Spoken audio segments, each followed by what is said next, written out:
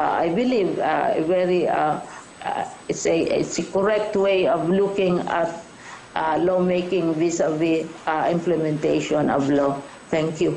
And thanks also to Senator Gatchalian for his advice. Thank you po. Ma'am, final question. May magkakaroon daw po or nagkaroon ng dagdag yung out-of-school youth natin. There will be around 4 million out-of-school youth this school year. Ano raw pong plano ng gobyerno natin dito? Right now, apektado ito ng downturn ng economy. Kasi ang malaking reduction sa enrollment are from those who go to the private schools at mga anak ng OFWs, etc. At saka sa alternative learning systems because these are workers. So, pick up kami ng kampanya namin and we also have the alternative learning systems. Hinahanapan natin ng paraan na ipagpatuloy pa rin yung learning process nila. Maski, at saka yung iba hindi nila alam, makala nila sarado na yung mga eskwelahan dahil hanggang ngayon dinidebate pa. Maski sinasabi na namin right from the start that it's August 24. So mayroong a little bit of confusion. So we are stepping up our communications and information. At saka itong mga workers umuwi sa probinsya. Ay kung dito sila sa Maynila nag-aals o sa kung saang lugar, umuwi sila sa probinsya, hindi pa nila alam na mayroong mga ALS alternatives also mismo sa where they are. So, at nakikita din natin sa numero na dumadami na din ngayon yung sa ALS, yung sa alternative learning systems para sa mga workers na who don't go to the regular school the way our learners and our children do. Aware na aware kami nitong challenge na ito. Okay, thank you very much, Chris. Thank you, Sec Briones. Yusek Roque, please. Question from Chris Jose Afremate. Kinumpirma po ni PhilHealth President and CEO Ricardo Morales na on medical leave siya sa susunod na linggo. Sino po kaya ang tatayong OIC sa PhilHealth habang naka-medical leave siya? Posible kayang si Dr. Jaime Cruz na malapit at mapagkakatiwalaan daw pong kaibigan ni Pangulong Duterte ang tumayong OIC? GOCC po ang PhilHealth, no? Hindi naman po si Presidente talaga nagtatalaga dyan. Even in terms of appointment, meron lang siyang I wish to elect, no? Doon sa mga board, no? So, hayaan po natin na umusad yung proseso. Bagamat ang tanong po, pwede ba ho itong tao na sinabi nyo? Anything is possible. Second question po ni Chris Jose. Reaction sa sinabi rin ni Morales na naghahanap lang siya ng tiyempo para sa isang heart-to-heart talk kay Pangulong Duterte sa gitna ng kautusan nito ng investigasyon sa mga umano'y anomalyang lumalabas sa PhilHealth.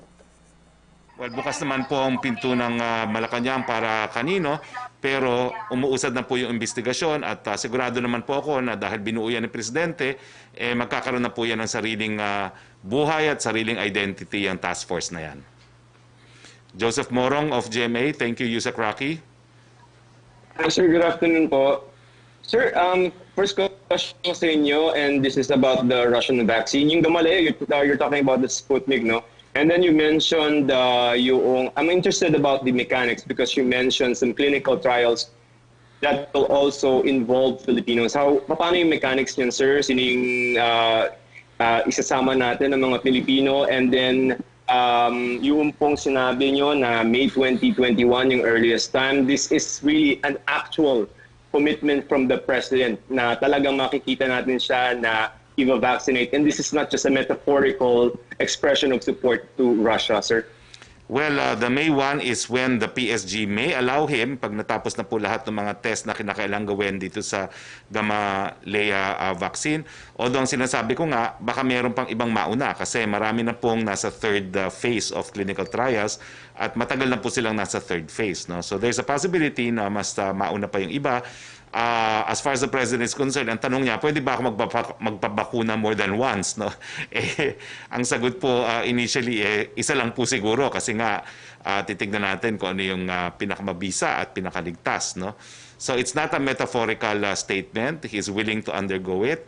Kaya lang gaya ng aking sinabi sa nakalipas, hindi naman po papayag ang PSG until and such time na nasunod po yung provision ng ating batas dito sa Pilipinas kung kailan po pwede talaga magpasaksak ng bakuna. Sir, yun kanina yung related question, yung mechanics, kasi sabi niyo po kanina ay may clinical trials sometime between October to March. Yes. And may mga Pilipino na kasama? Well, ako po, dahil meron akong diabetes, palagi po ako sumasali sa clinical trials. Ang aking karanasan po, lahat po yan ay voluntaryo. No? So wala pong sapilitan yan. Kung sino lang gustong mag-volunteer, po pwede pong magpasaksak. Mm-hmm. And the information, of course, is coming from officially communicated by Russia to us?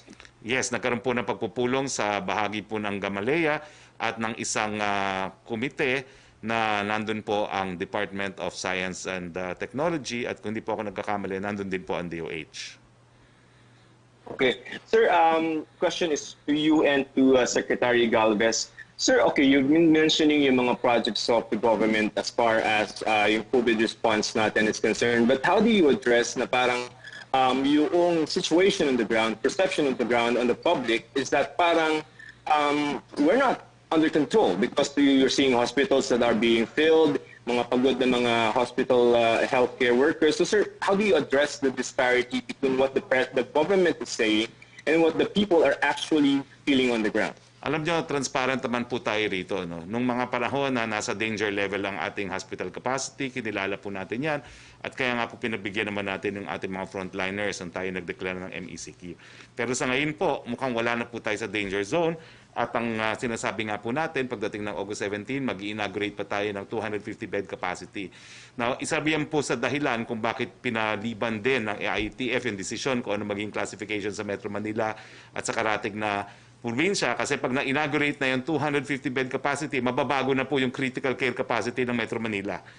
Ang aking prediction po, wag lang lumala yung case doubling time, mag-improve pa sana na konti, baka mayroon pang possibility na mag-MGCQ na dahil napakalaki na ng critical care capacity ng Metro Manila with additional 250-bed capacity to the existing 1,500 lang naman na ICU. No? I'm talking of ICU. No? So, I think makikita naman po ng taong bayan na kung ang basihan ay case doubling rate at saka critical care capacity at yung ginawa nating ECQ at MECQ ay para mapalawig natin yung kakayahan na gamutin ang magkakasakit ng critical at ng severe, nagagawa po yan ng gobyerno. No? Hindi lang po sa additional mega centers natin na isolation centers, hindi lang doon sa mga lokal na isolation centers, pati na rin po yung paggamit ng mga DepEd facilities at siyempre po yung additional critical care capacity, additional ICU beds na mabilisan natin ginagawa. Fantastic po itong mangyayari na 250-bed capacity, napakabilis po nating naitayo yan sa East Avenue. At saka yung 500-bed capacity na tinatayo po ng Razon Group, no? Napakabilis din po niyan. Ang estimate natin, 2 weeks lang itatayo na yan. At meron pa po tayong plano, no? Ang ambisyosong plano po na narinig ko na is even a 1,000-bed ICU capacity, no? Na pwede naman pong gawin dahil napakita na natin, basta naman po may political will sa pamamagitan ng liderato ng ating Pangulo, nagagawa po yung mga bagay-bagay na yan. So wala pong disparity between reality and perception. Ina-assure po natin na bagamat hindi bumababa ang mga kaso, sa ngayon, ang pinaghahandaan po natin, maalagaan yung kakaunti lang naman po na magkakasakit na severe o di naman po ay critical. Secretary Galvez? Ang nakita natin po na kaya po dumami ang nakita nating new cases, may problema po tayo sa isolation. Karamihan po sa LGU po natin ay hindi po nag-i-implement ng tinatawag nating strict isolation. Karamihan po is tinatawag natin na home isolation. Nakita natin sa Cebu, 1,900 ang naka-home isolation. So pero nung ginawa natin na nagkaroon tayo ng strict implementation ng isolation, nakita natin nag-improve ang Cebu. Ito po talagang hindi po kasi ang mismong UP, Okta, nagpapatunay na bumaba po ang talagang critical care, yung tinatawag natin, naging maganda na po yung kanilang critical care facilities, bumaba po yung tinatawag nating severe cases, pati po yung death, bumaba na rin po, at ang nakita po natin yung ating R0 o yung reproduction sa Cebu ay naging 0.5. Meaning, ang ano lang natin, i-recalibrate lang natin ang ating strategy kasi nakita natin, karamihan po sa ating mga tao na naging positive ay talaga pong nahadol lang po sa home quarantine. Nakita po namin yan sa ibang mga lugar, hindi na po namin sasabihin. Pero talagang yun po ang isang mga nakita namin culprit. At ganoon din po, nung nagkaroon po tayo ng GCQ, nag-open po tayo ng economy, I believe maraming ding violation doon sa mga workplace. Unang-una, doon sa mga canteen, at saka sa mga tinatawag nating shuttle buses, at saka sa smoking area. Doon nagkaroon ng mga contaminations. So ngayon, ang ginagawa po natin ay kinokorek po natin ang mga tinatawag natin na mga pagkakamali at sa nakikita po namin, pagka naayos na po ang tracing at saka yung isolation at saka more testing, ay gaganda na po ang ating estratehiya at saka gaganda na po ang ating sitwasyon.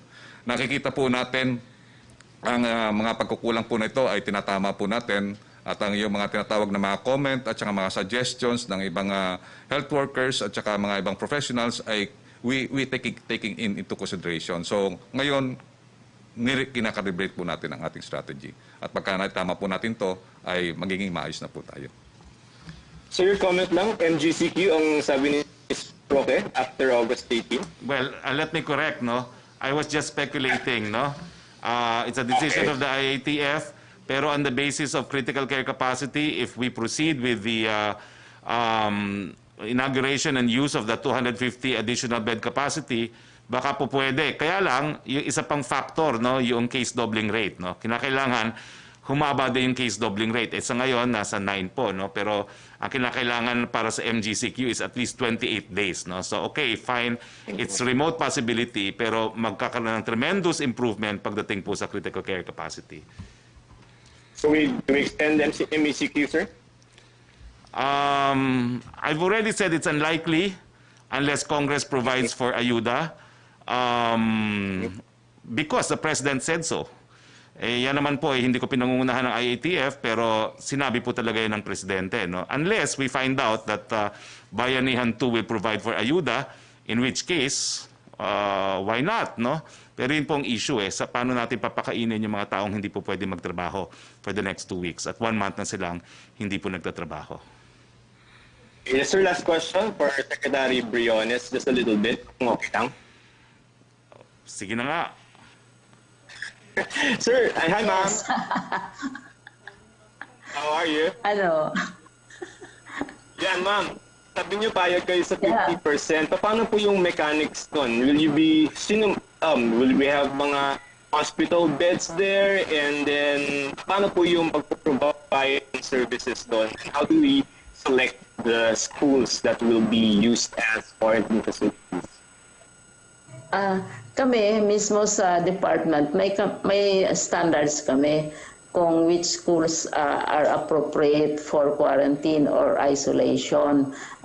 Kailangan hindi sa mga crowded places na near communities, etc. etc. Kailangan may tubig, kailangan may supply of medicines na mga emergency, preferably malapit sa isang health facility. Pero ang source dito of course is the World Health Organization and the Department of Health. So ang sabi ko kay Secretary Duque, sila ang mag-decide kung aling mga schools ang appropriate, because definitely hindi naman lahat na schools namin pwede for lalo na yung isolation at saka yung even for quarantine, no? But we have schools which they might also find appropriate. Ang bottom line dyan is the Department of Health and the IATF dahil that's their area of competence. Basta mag-usap kami kung which ones they find useful or responsive, kasi we might be worsening or exacerbating the problem if we just give any school that we like to give, no? In the light also of our own needs. Kaya sila ang magde-determine yan, and yun ang agreement namin. Kasi you cannot just pick any school. Although theoretically, in NCR, you would have 17,000 classrooms there. There are big schools with as many as 60 classrooms. Yun nga sana ang namin, mas mabuti yung mga big schools dahil kaysa two classroom buildings na one floor lang, at saka make sure na yung availability ng tubig nandyan for the washing and so on and so forth. Sila ang magde-determine kung makakomply sa yung tawag natin minimum health standards, which we are also circulating among our schools. Okay, thank you, Joseph. Thank you for your time. Thank you. Yusek Roque, please.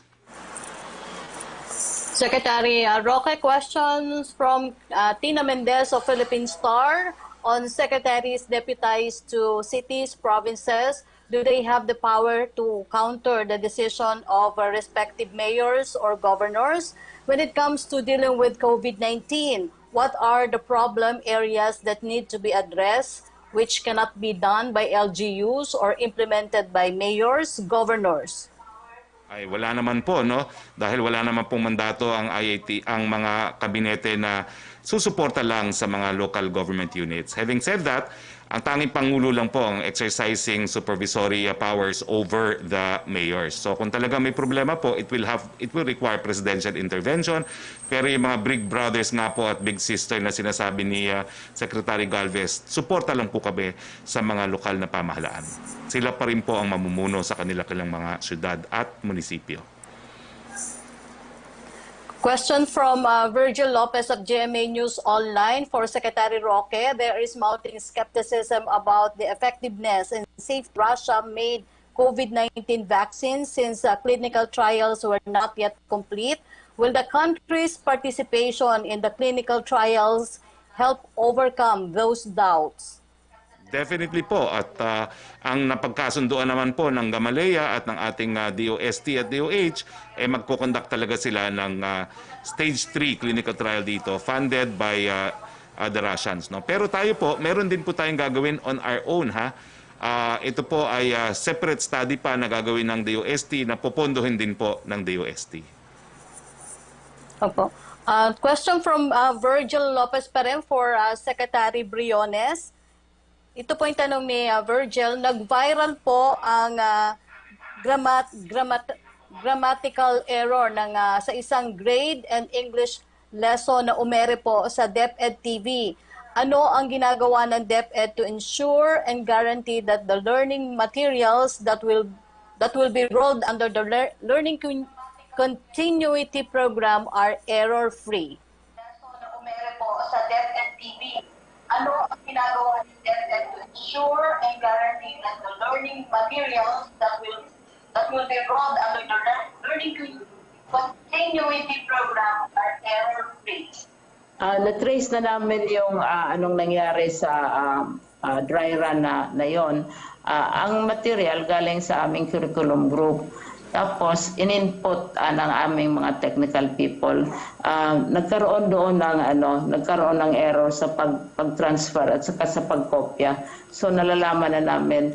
Kaya, mabuti na mayroon tayong dry run para makikita kaagad kung anong mga possible problems ang lalabas. So, nag-institute na kami ng mga control measures na hindi na yun mauulit. It was in inputting to the system or whatever na nag-result sa error na yan. Pero originally, ang gumawa noon ay ang ating curriculum group under Secretary Lads. Oo. Ang original, walang error. It was the transferring to the video form, the digital form, na there was this typographical error and it should not be allowed to happen again. And that's the usefulness of dry runs and rehearsals and simulations. Yes, thank you very much, Sec Briones. Pia Renada, please. Hello, sir. Good afternoon. Good afternoon. Yes, sir. Sir, first question. The President said last Monday, I will tell President Putin that I have great trust in your studies in combating COVID, and I believe that the vaccine that you have produced is really good for humanity. Sir, what impact will this presidential statement have on the review of the expert panel? Wala naman po, no? This is conducted by scientists, no? Not politicians. So I think they will be following strict scientific protocols. Okay. And then, sir, can you give concrete ways that the cabinet secretaries will provide support to the LGUs? How exactly? And let's say there are many violations of IAPF rules in an LGU. What powers do the cabinet secretaries have to rectify the situation? Well, ako po, no, taga-Pasay ako, tutulungan ko po yung aking mayor, si Mayor Emmy Calixto, na naging kasama rin natin sa Kongreso. Unang-unang gagawin ko po, pupukpukin ko ang DOH para mabuksan yung aming PCR testing facility dyan sa siyudad ng Pasay. No? Pangalawa po ay titignan po natin na sapat yung isolation facilities at kung ano pang kinakailangan galing po sa DOH. No? At titignan ko rin po yung kondisyon ng Pasay City General Hospital at kung anong kinakailangan na facilities na makukuha sa DOH, pupukpukin ko po ang DOH para maibigay dun sa aking syudad. Now, majority of the cabinet members assigned to the different cities and municipalities are locals of the area po. No? So you can expect the cabinet members to push for the interest of their respective cities and one municipality in Metro Manila. So yun po, yun yung naiisip ko. No? Tulungan lang yung Pasay na makakuha ng mga kinakailangan nila galing po sa national government. Okay, sir. Last question. So this is about hazard pay for health workers. Sir, a nurse in Cainta died before getting her hazard pay, and her hazard pay amounted to only 64 pesos a day instead of the 500 promised by the President. Is this acceptable to Malacanang? Hindi po. Kaya nga po pinabibilis natin yung 1 million na ayuda na dapat matanggap po ng nurse na yan dahil sang-ayon po sa batas, entitled siya. Bagamat napasuno po ang Bayanihan 1, yung pondo po na 1 million, secured po yan ng SARO, so po pwede pa rin maibigay po yan dun sa nurse. Pangalawa po, sisiguraduhin natin na ang ganitong delay ay hindi mangyayari. Unfortunately po, ito po ay isang local hospital na pinatatakbo po ng isang lokal na pamahalaan. So ang delay po ay sisiguraduhin na lang po siguro ng DOH na sa mga lokal na hospital, hindi na po maulit ito.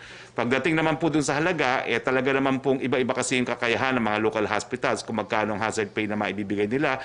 So siguro po titignan natin ng survey, magsa-survey kung ilan talaga yung mga nakaka-comply sa mga lokal na mga hospital at titignan po natin kung po pwedeng maibsan yung kakulangan na yan ng DOH. No? Kung meron pamamaraan, dahil meron din po mga legal restrictions syempre. No? Pero I wish to condole with the family of the deceased nurse. Bagamat hindi po nakuha on time at yung ini-expect nilang hazard pay, sisiguraduhin ko po ngayon personally na makukuha yung ayuda na ibinibigay po sa mga health frontliners na namatay po dahil sa COVID. Sir, you mentioned LGU hospital to. So sir, are you holding Mayor Kit Nieto accountable for the delay and the very small amount? Hindi naman po, no? Kasi yung AO, kinikilala rin na iba't ibang yung kakayahan ng mga iba't ibang mga lokal na pamahalaan na magbigay ng ganitong hazard pay. So, nagkataon po siguro na talagang hindi kaya na magbigay ng siyudad ng Cainta ng 500. But we will still see within the framework of the law and within the framework of the budget of the DOH how to avoid yung mga future events na gaya nito. Okay? Thank you, Pia. We now go to you, Sec. Roque, please. Question from Sam Medanilla of Business Mirror. Nasagot na po ni Secretary Briones yung una niyang tanong about quarantine facilities and temporary quarantine facilities. Yung second question niya for Secretary Roque, aside from the reported retrenchment from LRT, may data kaya ang Malacanang kung ilang government employees ang na-displace or madi-displace because of COVID-19? Wala pa naman po, no? Dahil wala pa naman pong ahensya ng gobyerno na nagle-lay off. It's mostly private po, no? Kaya po ang ginagawa natin, miski dito po sa ating opisina, tinitignan po natin kung ano yung mga posisyon na po pwedeng maibigay natin sa mga nawalan ng trabaho. So just for the information of those who need jobs, lalong-lalo na dun sa mga taga-ABS-CBN na nagsarado, we are hiring writers, cameramen, and other production crew po dito sa Office of the Presidential Spokesperson. For Secretary Galvez po, ano ang status ng supplies ng government ng test kits for COVID-19 after na ramp up ng testing ang government? sufficient pa rin daw po kaya ito until mapasa ang Bayanihan 2 bill? Tayong sapat na test kits sa ngayon, nakabili po tayo na more or less 8 million na test kits at mayroon pa pong padating na another 2 million. Ang nagkakaroon po tayo ng problema is dun sa gene expert po kasi meron po tayong laboratorio na meron pong gene expert. Meron po tayong 24 na laboratories. And most of these laboratories, ito yung tinatawag po natin na rapid PCR. Ito po kasi 45 minutes, makukuha na po natin ng PCR test. Sa ngayon po, yung supply po na binigay po sa atin is only 5,500 a week. So gumagawa po tayo ng negotiation sa supplier at saka po dun sa nagbibigay po ng extraction kits na madagdagan po yung ating extraction kits. At ongoing po ang negotiation po natin at sumulat na po tayo sa embassy po ng US for us to access yung supply po ng gene expert. Sa naman po sa ibang sa PPE, meron na po tayong naka-stock po na 1 million at meron din po tayong 5 million na for procurement. Meron po tayong mga supply na binibili po ngayon, yung high flow nasal cannula. Ito po ay tinatawag natin na treatment therapy na ginagamit po para po hindi ma-intubate yung ating mga pasyente. So ito po tinatawag ng magic oxygen na nakakabigay po ng oxygenation at maganda po ang naging result kasi nag-deploy po tayo ng 25 high flow nasal cannula doon po sa Cebu nung kalakasan po ng contamination po doon. At ngayon po bibili po tayo ng 250, may donation po ang San Miguel Corporation na 105 at yung Singapore at South Korea rin po ay tatanggapin natin po ay mga ibang donation. May mga iba pong mga supply tayo na binibili ngayon, yung Remdesivir, binibili po natin yun po ginagamit po sa mga severe cases. At yun po, bababa po yung magiging presyo po noon pagka nagkaroon tayo ng tinatawag na stock na more or less 33,000, good for 3,000 severe cases. At yung mga ibang pang mga supply ay inaano po namin at nakipag-unayan po kami sa mga ibang pharmaceutical companies para maging maganda po yung supply chain ng ating mga testing facilities at saka yung tinatawag nating mga consumables at ang pinaprepare na rin po namin kung ano po yung mga incidental expenses kung just in case magkaroon na po tayo ng mga vaccine. So malaking bulto po ito. So nagpapaturo po tayo sa mga supply chain managers. Opo. Thank you, Secretary Galvez. Question from Rose Novenario of Hataw for Secretary Briones. Marami daw pong paaralan ang ginagamit na quarantine facilities. Paano ang sistema sa mga eskwelahang ito sa pagsisimula ng klase sa August 24? Magkakaroon ba ng mass testing sa mga guro at non-teaching personnel bago ang Agosto 24 para malaman kung sila fit to work? Sagot pa po ng DepEd ang swab test nila? Sa pagsisimula ng klase sa August 24, magkakaroon ba ng mass testing sa mga guro at non-teaching personnel bago ang Agosto 24 para malaman kung sila fit to work? Sagot pa po ng DepEd ang swab test nila? Sinabi na namin paulit-ulit na walang face-to-face na klase starting August 24. At kung mayroon mang face-to-face na lalabas at haharap ang teacher sa mga estudyante, this will be in 2021 when a vaccine will be available.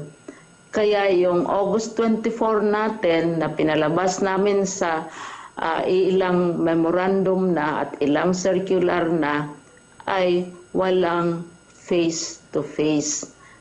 Kasi ayaw naming ma-endanger ang ating mga learners at ang ating mga teachers. Mahaba na itong debate kung kailan mag-umpisa ang klase. Ang nagdedebate ay ang mga adults. Siguro, mabuti ding tanungin natin ang ating mga anak, ang ating mga apo, ang ating mga pamangkin, kung ayaw ba nilang mag-go to school o nasa bahay lang sila, ayaw ba nilang makita o makipag-usap virtually ng teacher nila at saka mga classmate nila. Yung survey namin, kasama ang mga learners. At ako mismo, mga 9-year-olds, 8-year-olds, sumusulat sa akin. Gusto nila talagang pumasok. Gusto nilang mag-school. At sabi ng isa, tiisin niya maski virtual lamang, basta may school lamang.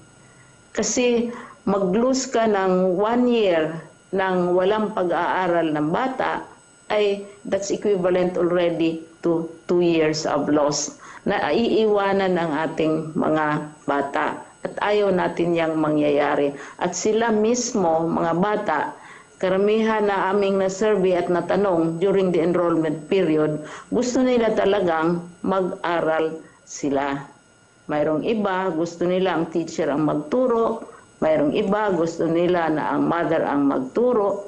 Kaya itong issue about mass testing, etc., sinusunod lang namin ang guidelines ng Department of Health at saka ng World Health Organization. Pero kung may mga instances man na iilan, pero hindi nanggagaling sa Department of Health na na-infected ng COVID for other causes, tinutulungan naman ng Department of Health. Dahil hindi naman monster ang Department of Health. Hindi naman walang puso. Ang mga department heads, tinutulungan naman nila yung kanilang mga empleyado kung saan man sila maka-generate ng fund o ng support from outside or from within their own savings, etc. para ma-guarantee ang safety ng kanilang mga teachers, learners at saka staff. Ulitin ko, walang face-to-face hanggat walang vaccine. Yon ang sinasabi ni President. Therefore, the teachers will not be exposed from teaching as a result of teaching. If they will be exposed, there might be other causes, which IATF is very much interested in. Thank you. Salamat, Rose, at maraming salamat, Sec. Briones. Make Yusek a Roque? question from Kenneth Pasyente of PTV. Nasagot na po ni Secretary Briones yung unang tanong niya. Ang second question po niya, may panukala rin ng ilang mambabatas kung maari raw po ay wala munang mga batang babaksak sa anumang asignatura sa ilalim ng distance learning. Kinukonsider ba ito ng DepEd? Ang second question po niya, may panukala rin ng ilang mambabatas kung maari raw po ay wala munang mga batang babaksak sa anumang asignatura sa ilalim ng distance learning. Kinukonsider ba ito ng DepEd? Yung issue na yan, hiwalay na issue yan. That was proposed as early as March, yung end ng academic school year, na sabi ay dahil nagkaroon na tayo ng pandemya, pwede bang ipasa lahat? Pinag-uusapan natin yan dahil medyo mahalagang tanong yan. Kasi gusto natin na ang ating learners ay matutong mag-compete sa iba't ibang klaseng trabaho, sa iba't ibang propesyon, sa kanilang mga kasamahan. Kung tanggalin natin yan, yung pagbigay ng rating, at ito yan wino-work out, nandito naman ang ating Undersecretary for Curriculum, na wino-work out nila kung paano i-assess halimbawa ang isang estudyante under the distance learning mode. Dahil may mga eskwelahan na alam ko, mga universidad na pribado, na ginagawa na nila yan sa kanilang distance learning. They have developed ways by which malalaman nila kung ang yaya ba ang gumawa ng homework o ang lola ba o ang mother ba at hindi ang bata. May mga assessment tools sila na ginagamit, at saka kung dapat ba talagang tulungan pa ang bata na para magiging handa naman siya sa tunay na buhay. So siguro I will ask Assistant Secretary Alma to answer that question. Pero wala pa kaming definitive policy on that na todo pasa lahat ang ating mga eskwela. Hindi pa tayo dumating sa stage na yan. dahil ang gusto nating ma-establish yung continuity ng education para sa ating mga bata. Asik Alma. Hi, Secretary Briones, pasensya na po, we only have 5 minutes of Asik Alma airtime is left, Assistant no? Secretary for Curriculum. Maraming salamat po, Ma'am Liling. Magandang hapon po, Ano din Secretary, at sa lahat. Maraming salamat po dun sa tanong. Tama po yung sabi ni Ma'am Liling po dito sa upcoming school year po natin, dahil po may iba't ibang pamamaraan po tayo na pagtuturo. Ayun pong gumawa rin po kami ng interim guidelines para sa assessment po natin.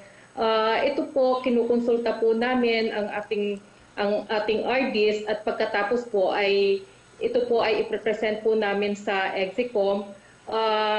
Naka-schedule po yung consultation namin sa mga RDs before the weekends, no? At sana po mapalabas na po namin yun next week.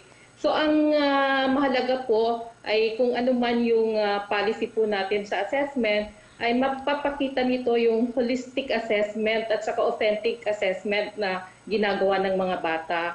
So yes, kinukonsider pa po rin namin yung natutunan nila, yung based on sa performance standards at saka mga written outputs ng mga bata. Yes po, ipapalabas po namin po yun pag ito po ay dumaan na po sa masusing konsultasyon sa mga RDs po natin at sa Execom po natin. Maraming salamat. Yusek. We have 4 minutes left to go. Yusek Roque, we have extended by 15 minutes already. Yusek Roque, please, quickly. From Kenneth Pasyente pa rin po, may update ba sa letter ni Vice President Leni Robredo kung saan sinabi niya sa DepEd na dapat i-realign ang 29 billion budget ng Ahensya for Rehabilitation in Schools at procurement ng gadgets and other equipment for distance learning, maging sa hazard pay for educators amid the COVID-19 pandemic? Secretary Briones.